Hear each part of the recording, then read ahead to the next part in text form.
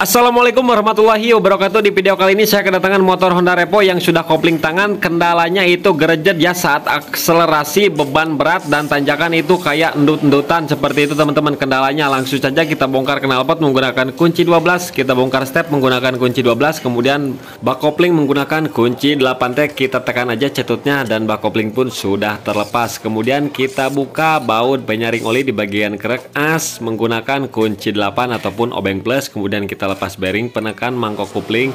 Kemudian tinggal kita gunakan kunci mahkota yang tipe A ya untuk membuka murnya. Kemudian di bagian yang depan kita lepas dulu penguncinya, kemudian tinggal kita lepas murnya, dibolak-balik ya yang tipe A nya untuk kunci mahkotanya. Kemudian wadah tampungan oli kita lepas menggunakan kunci 10T. Nah setelah terlepas seperti ini tinggal kita tarik aja seperti ini ya teman-teman. Nah ini udah terlepas semuanya. Kemudian di dalam sini ada bos, kemudian ada ring ya. Kalau bos itu menyatu dengan mangkok kopling. Kemudian di depan di krek as itu ada ring yang tebalnya setengah senti. Nah ini untuk kampas gandanya sudah dilas ya dengan mangkoknya ya teman-teman. Kemudian untuk karet kopling ini masih bagus semuanya.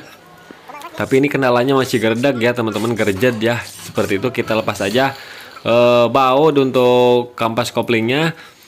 Nah kita lepas. Nah ini untuk pernya masih layak ya, ini per diafragma seperti ini, per matahari. Kemudian kita cek dulu untuk fiber dan mangkok kaki empatnya. Ini untuk kampas koplingnya udah kering ya, padahal ini katanya baru ya teman-teman, baru ganti.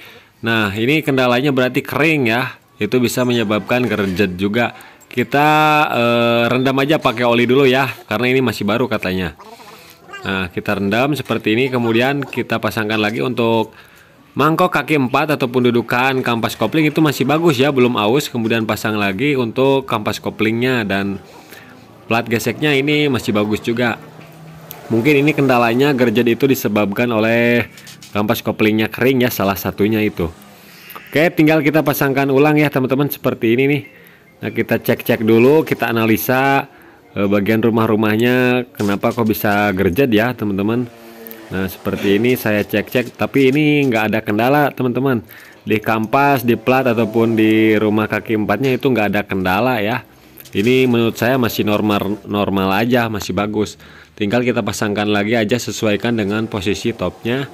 Kita pasang lagi per matahari, kemudian tutupnya di sini kita pasang dudukan bearingnya. Nah kita pasangkan dulu bautnya, jangan dulu dikencangin ya teman-teman, karena sumber masalah gerjet endut-endutan itu bisa juga dari dudukan bearing ini yang tidak center ya teman-teman. Karena saya juga sering ngalamin di motor CB 150 itu kopling gerjet itu ternyata sumber masalah salah satunya dari dudukan bearing penekan ataupun cetutnya ini di sini. Nah jadi saya nggak kencengin dulu, tinggal kita pasin dulu, kita masukkan ke sini ya, ke mangkoknya. Nah seperti ini. Kemudian kita setel dulu di sini nih, tuh kan bisa bergeser ya. Otomatis kan itu tidak center, tidak lurus ya teman-teman, karena bergeser tidak ada bos. Nah cukup agak kencengin, tinggal kita pasang di sini bos, mangkok, kemudian ring dan kampas koplingnya di sini ya untuk semua komponennya. Nah di sini saya akan dial ya teman-teman. Meskipun tidak pakai dial, pakai piling juga bisa teman-teman. Yang penting tidak goyang ataupun tidak geol ya. Untuk dudukan bearingnya harus center supaya pas di cetutnya penekan bearingnya. Karena salah satu gerjet itu ataupun goyang itu bisa disebabkan dari bearingnya ini yang goyang ya teman-teman. Jadi saat menekan itu nggak stabil, jadinya endut-endutan.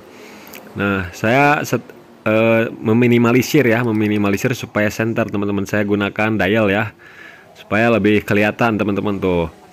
Yang tadinya besar banget ya goyangannya, kalau pakai dial kan kelihatan ya teman-teman. Nah, sambil kita kencengin ya, di sini kita kencengin secara sempurna ya supaya lebih maksimal. Oke ini udah kenceng, tinggal kita cek tuh. Kita putar seperti ini sambil kita tekan bearingnya itu udah oke, udah lancar ya, nggak ada goyangan. Oke tinggal kita pasang karet kopling bagus, pokoknya ini untuk karet kopling masih bagus ya, jadi nggak ada kendala di bagian mangkok ataupun rumah koplingnya. Kita pasang aja, kemudian ada ring ya, di dalamnya ada ring tuh. Kemudian pasang bosnya di sini ya. Nah bosnya pasang, kemudian tinggal kita pasang mangkok.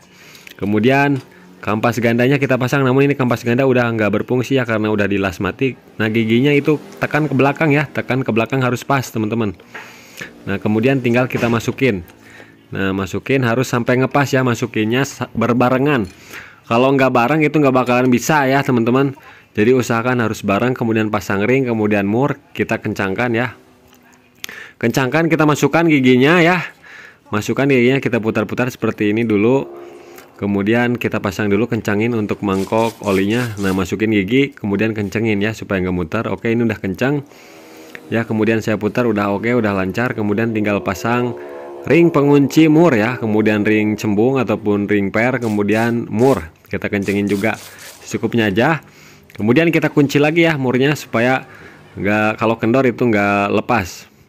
Nah seperti ini udah, tinggal kita pasang lagi tutupnya ya, dan baut-bautnya kita kencengin semuanya. Oke, setelah itu kita pasangkan bearingnya, bearing masih bagus. Nah perhatikan juga di bagian setutnya ini tadinya seret ya, udah saya gerinda nih.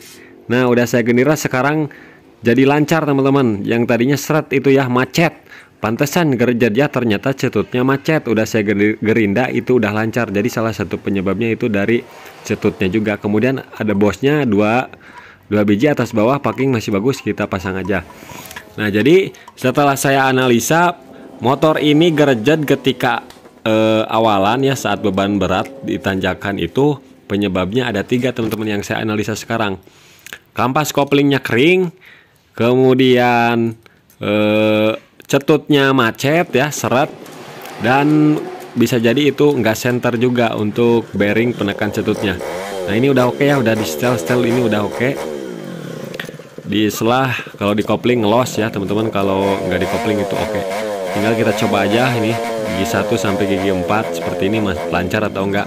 Dan ini pun hasilnya lancar ya. Kemudian saya test drive ya, saya coba apakah masih gerejat atau enggak. Dan alhamdulillah ya teman-teman, setelah saya coba kemudian konsumennya coba bawa beban seperti ini, gerejatnya pun sudah hilang ya. Jadi begitulah teman-teman mengatasi gerejat di motor kopling. Mudah-mudahan video ini bermanfaat.